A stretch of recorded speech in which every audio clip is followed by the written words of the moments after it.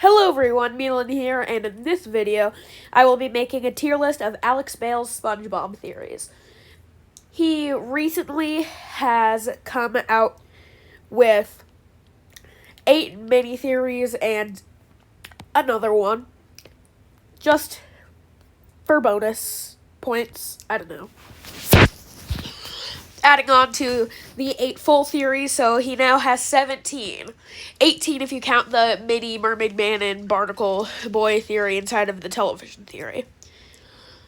Anyway, Bale's theories are really good. I would suggest that you go watch them before seeing this video. But if you already have, then let's get into it. Also, the template I'm using will be in the link in the description below. Starting off, we have the Squilliam theory.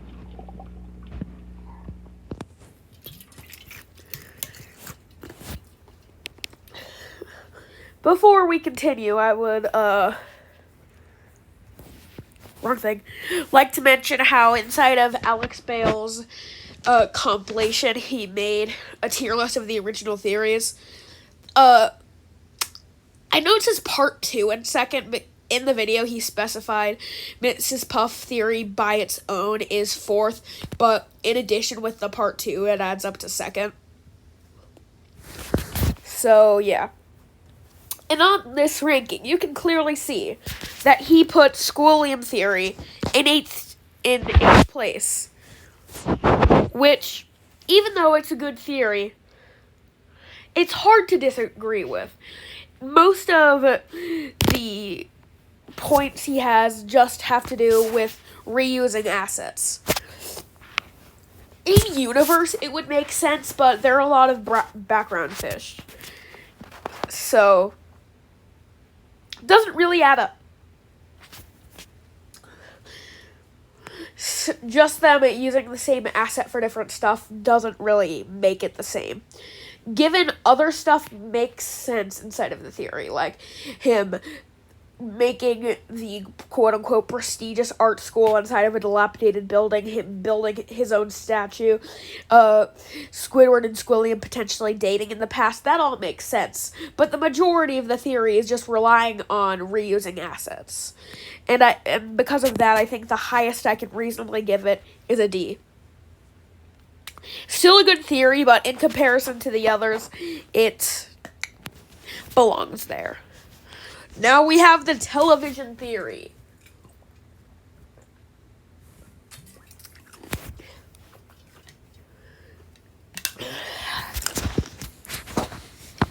So the television theory has a lot to it, and every single part of it makes sense. I don't have a bad thing to say about it, and it likely is true based off of the aesthetic of the show and the actual evidence.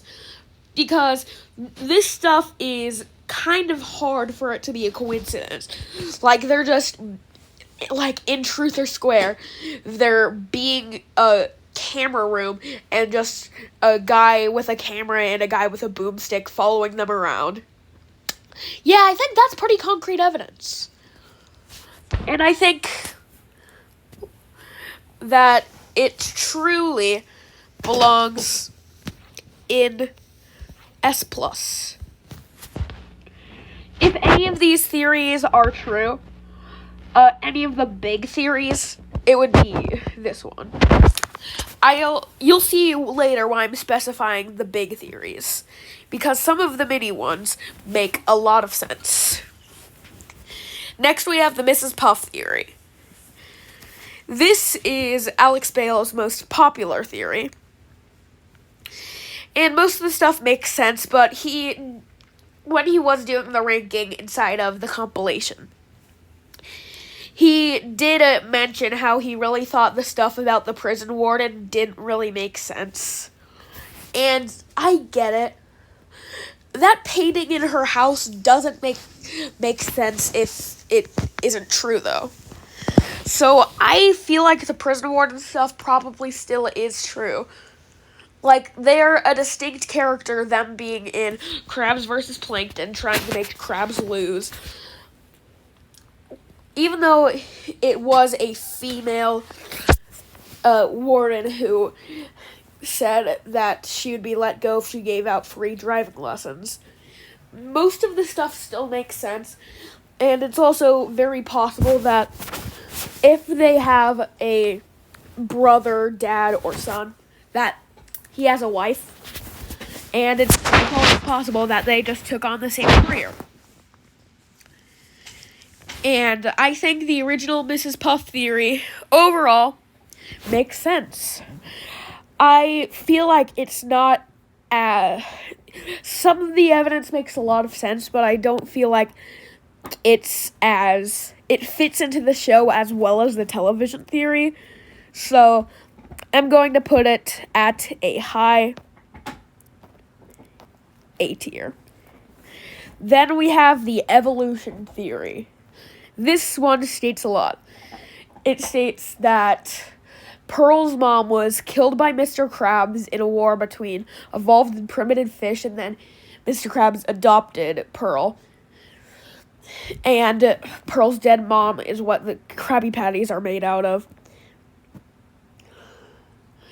Some of the stuff in it that originally didn't make sense in the compilation, he specifies, which is why I really think that you should watch the stuff in the compilation. It has, like, no Feed the Muse bits inside of it and stuff, which makes it a lot easier to get through faster.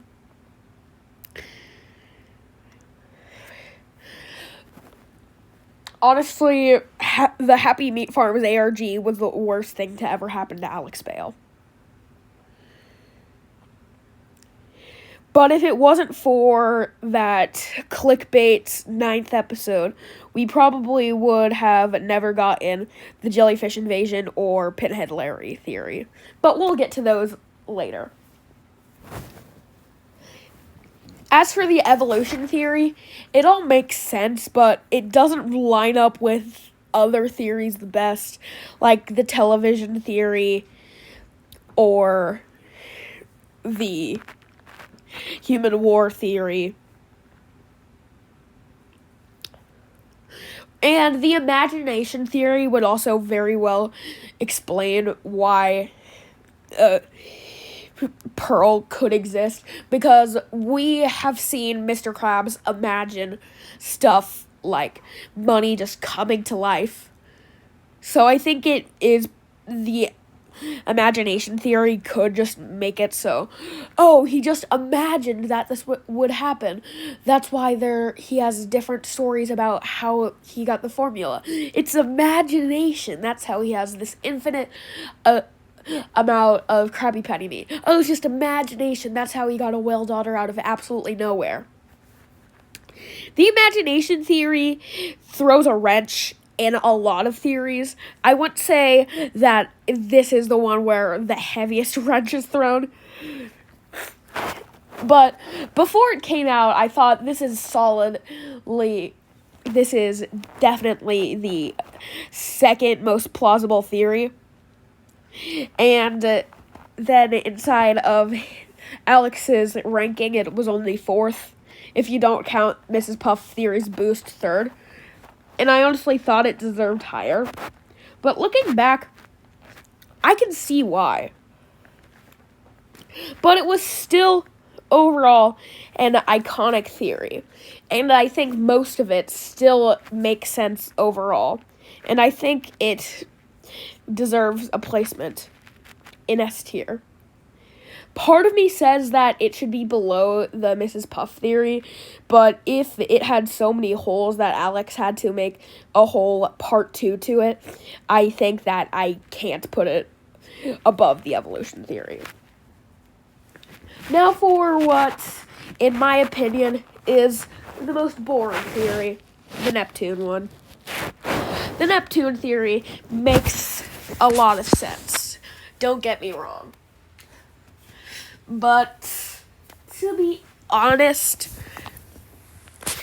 I don't have much to care about. All of the interesting Neptune stuff is in the Grandpap theory, which we'll obviously get to later. And there's also the Squidward director theory, which has to do a bit with this.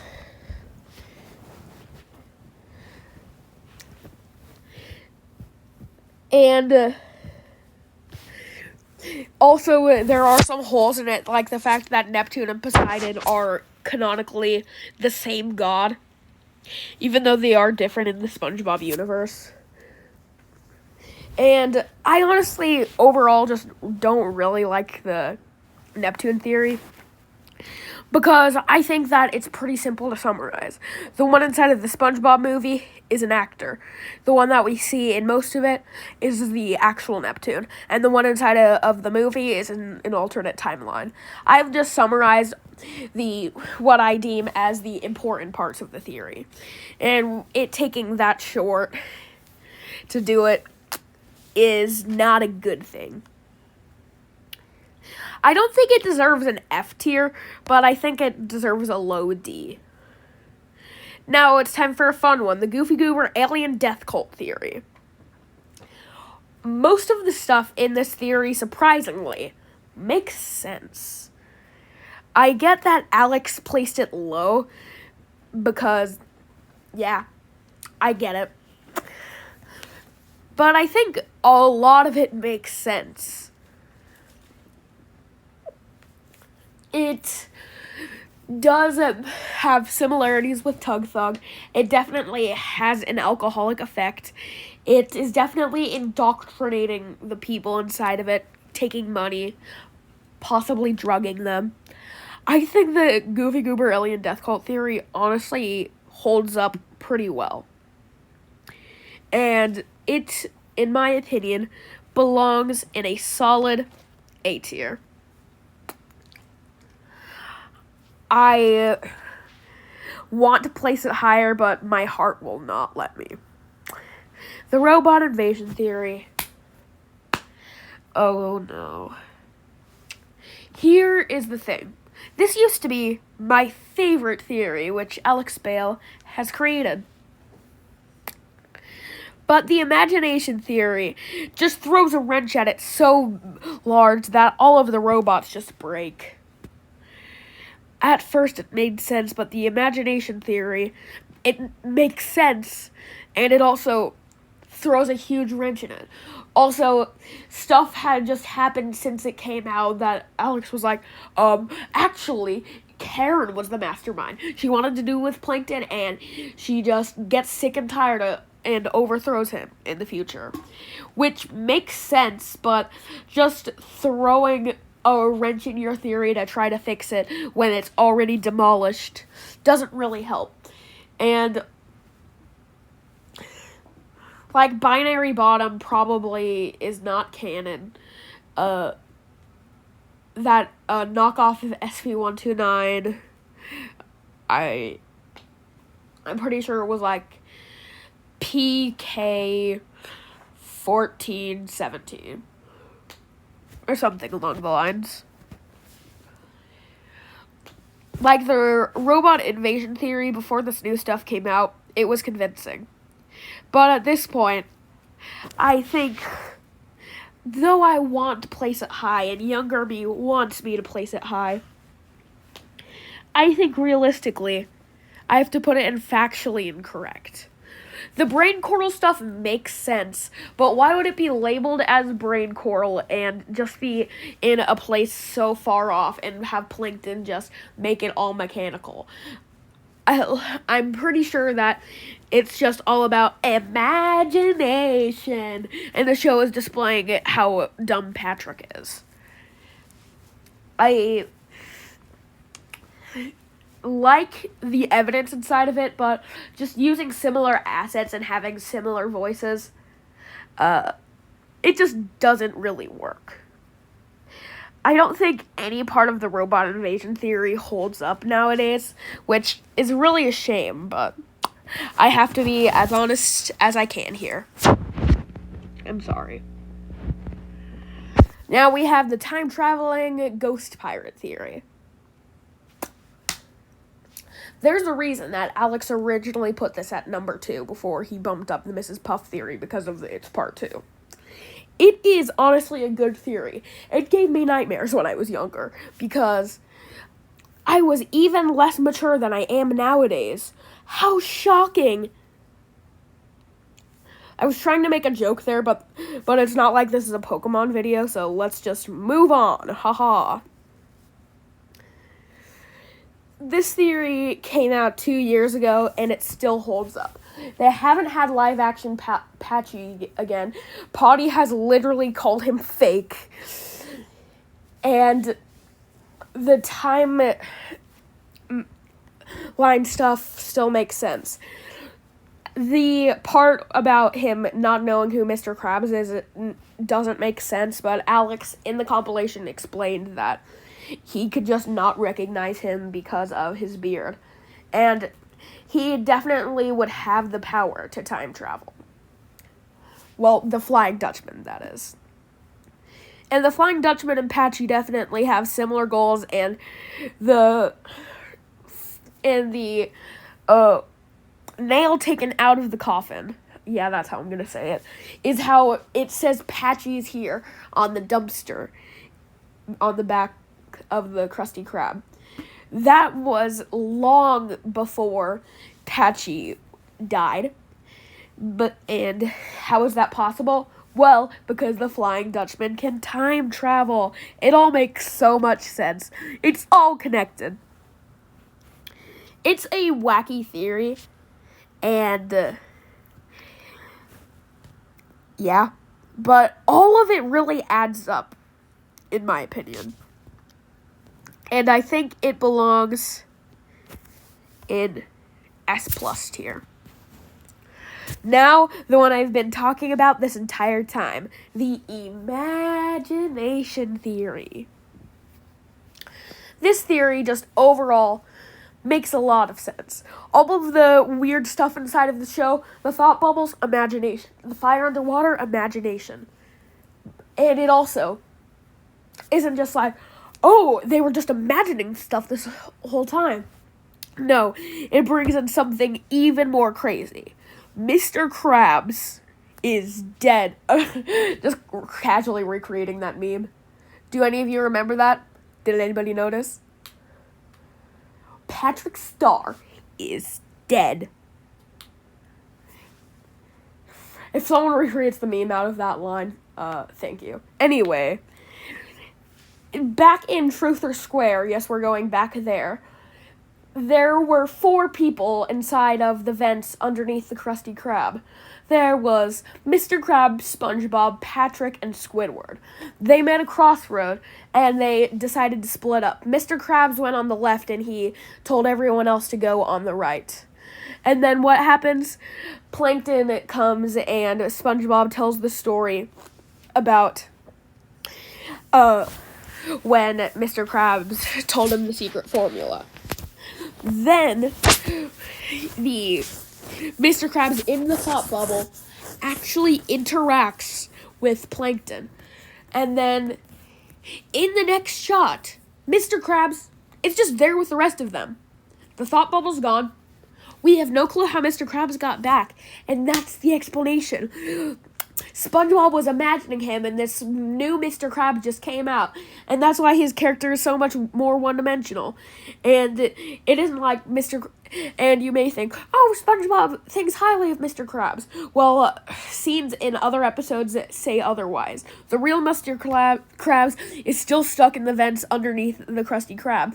This makes so much sense. The imagination theory, honestly, S+.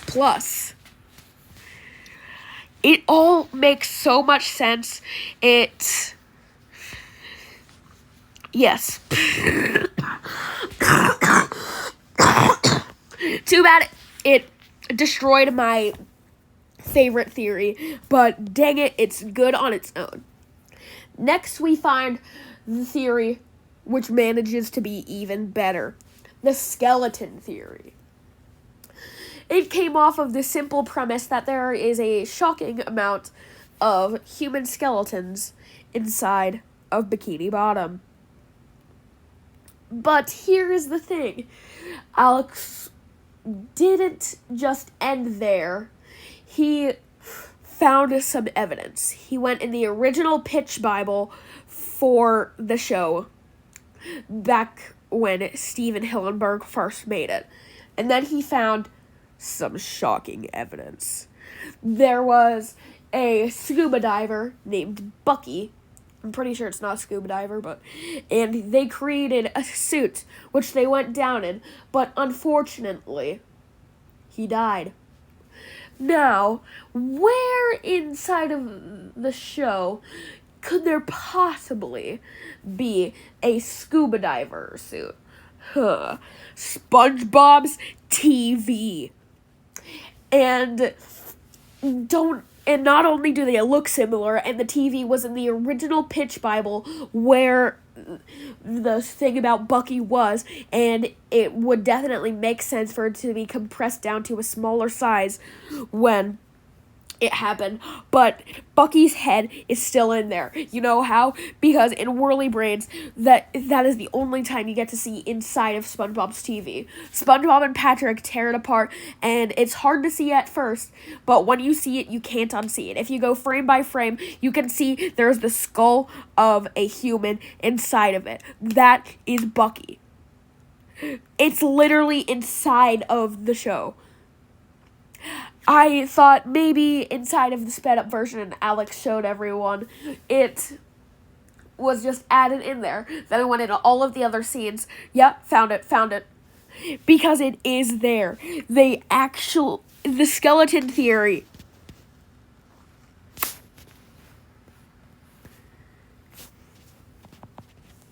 is skeleton fact.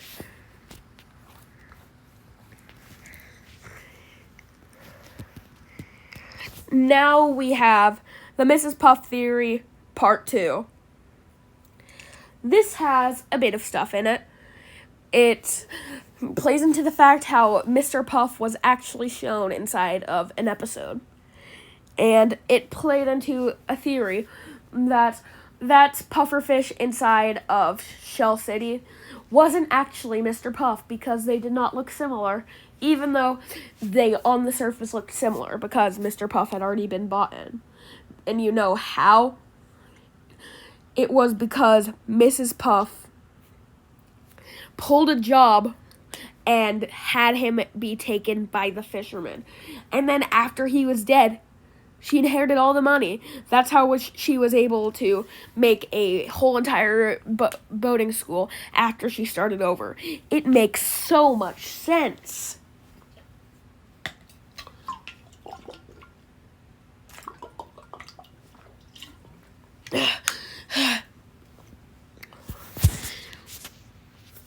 To me, every part of the Mrs. Puff Part 2 theory makes sense. I know that I've said this before, but it all makes sense. The human war theory could suggest something else, but the evidence about the episode where Sandy gave the plants and she was talking sinisterly to the plant about when she pulled a job in Shell City and how the plant just called the cops on her, it shows that she definitely did something in Shell City, and we know that she couldn't have gone there. I mean, even if she did before she had her parole, why would she be happy about it if that meant that she failed at saving Mr. Puff? It's because she didn't leave town. Or did she? Either way, she made it so Mr. Puff was taken by the fisherman and was dried out and then sold. And she inherited all of his money.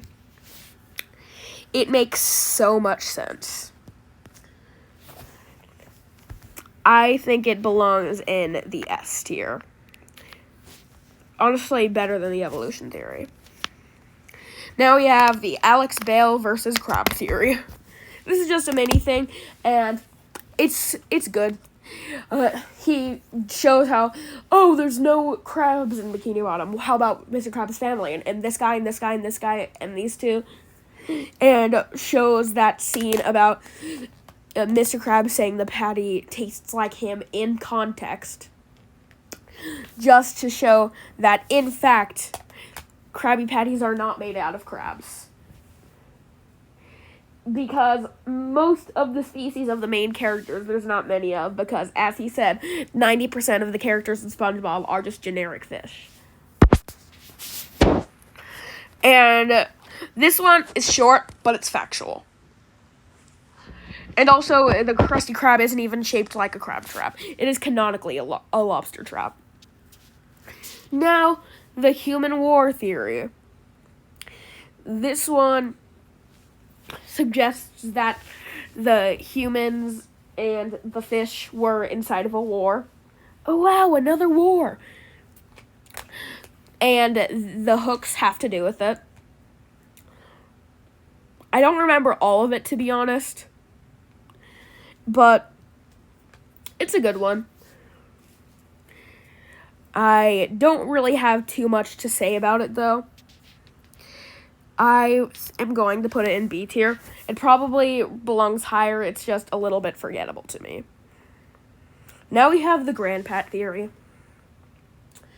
Every part of it makes sense. But that's the point. Alex made this theory, and it all added up. How he lived forever, the family's forgetting about him, why he went into the Patrick Star family, the fact there's the Roman numeral for 14th, a music played with him that was only inside of a scene with King Neptune. But King Neptune and Grandpat were in the same room as each other in a scene. It's always possible that one of them was just someone wearing a disguise so no one would figure out. Or, oh my gosh, Robot Invasion Theory Part 2, one of them was a robot! No. And that one part disproved the Grandpat theory. It was convincing, but it's factually incorrect. Now, the Squidward director theory.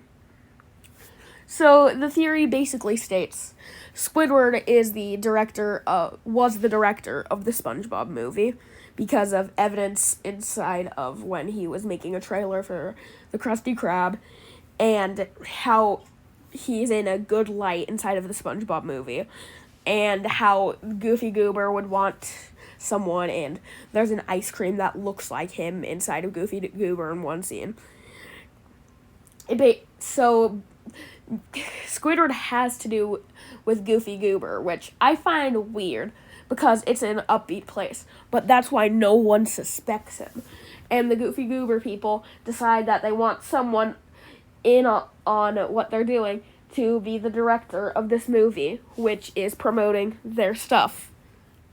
And it makes sense. Even though there is stuff like the scene with the fake old lady giving out ice cream that tries to kill them, which could suggest otherwise because it's a bad thing about ice cream. But I think overall the Squidward director theory makes mostly sense. And I am going to put it in A tier. I think it makes sense, it's just I don't find it as convincing as the theories I'm putting above it. Now, the jellyfish invasion theory.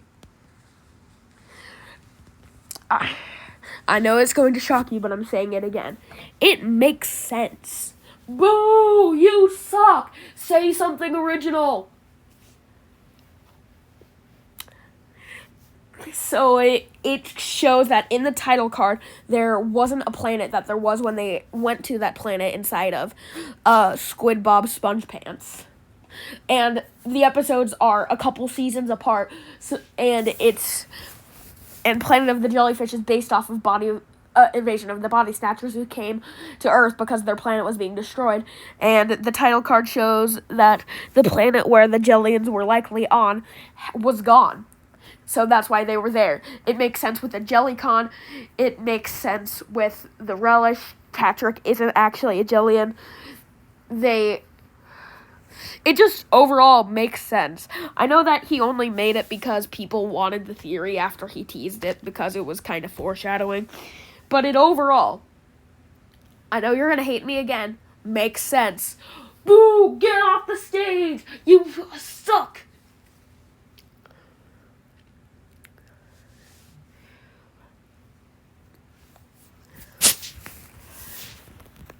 And, of course, their planet didn't get back. But there was still the Queen Jellian, which they did nothing about. So the people at the JellyCon, who were so accepting of jellyfish, they didn't notice when the jellyfish got on their head because they were already wearing jellyfish hats. Some people were already wearing jellyfish hats when the convention first happened, so they took over the leader. The evidence about there being another Squidward clearly shows that they are still making clones because they're still out there. The theory makes sense. I am going to murder you. Does anyone have any rotten fruit?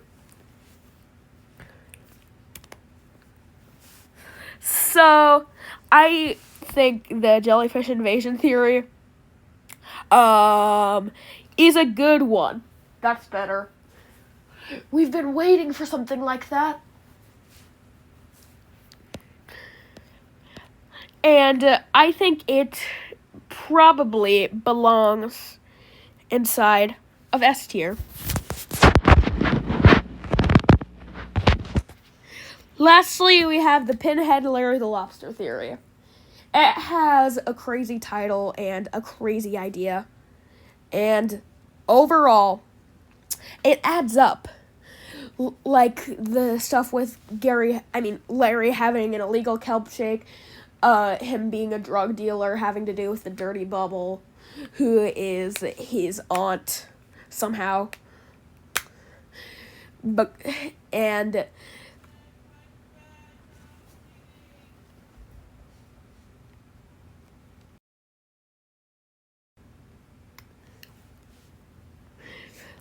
I think it overall makes sense, but here is the problem.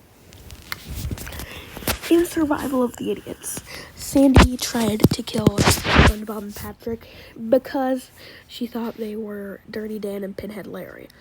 And given it would make sense for Larry to be Pinhead Larry and the Dirty Bubble to be Dirty Dan, why would she try to kill some people that were already dead? That's the answer. She wouldn't. Because as of season 4, when it came out, they were still alive. And when she thought that they were back, she went out there and tried to kill them. Of course, it wasn't actually them.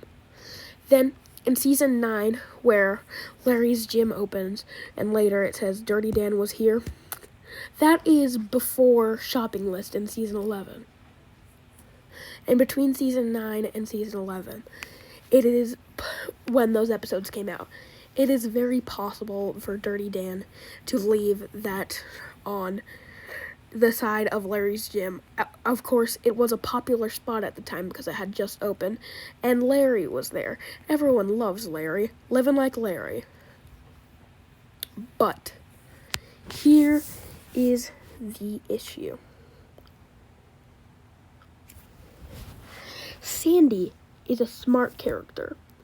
I think that she would be skeptical around Larry if they were just a beard and an eye patch away from her sworn nemesis. The protein shake saved my life part does make sense, but here's the thing. If Larry was Pinhead Larry and the Dirty Bubble was Dirty Dan, why would she bury them on that mountain? That would mean that the same amount of snow would have to cover it up when it was first covered up for Larry to get out, and the Dirty Bubble would just be, liquid after they were popped. Would Sandy just bury Liquid? No, because they were other characters. And if they didn't actually die, why did she make the gravestones with snow that was obviously dug up and then put back down? That's because in season 4, when there was Survival of the Idiots, they were alive. In season 9, after Larry's gym opened, Dirty Dan left a sign that they were there. And then somewhere in between that and shopping list, Dirty Dan and Pinhead Larry encountered Sandy on the mountain. They fought her and didn't make it out of it alive. The rest of it makes sense, but the Pinhead Larry part doesn't. Overall, it's fine, but when the title of it is very easy to prove incorrect, I don't know.